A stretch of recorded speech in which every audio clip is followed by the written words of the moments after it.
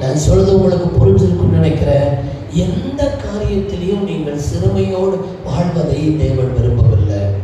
எந்த காரியத்திலையும் நீங்கள் துன்பத்தோடு வாழ்வதை தேவன் விரும்பவில்லை.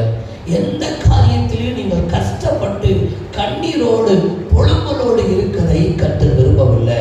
நீங்கள் அனாதைகள் அல்ல.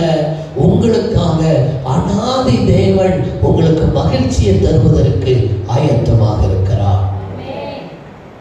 அதனால நமக்கு உதவி செய்ய, நமக்கு தட்டி கேட்க, இல்லாட்டி நம்ம கண்ணீரை துடைக்க, ஆறுதல் பேச ஒருவருமே இல்லைன்னு கவலைப்படாதீங்க.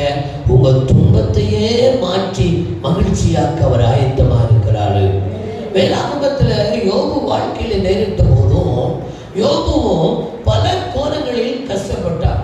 ஆனா வேதம் சொல்லப்பட்டிருக்கிறது, அவன் வேண்டுதல் செய்த போது கர்த்தர் அவன் சிறையிருப்பை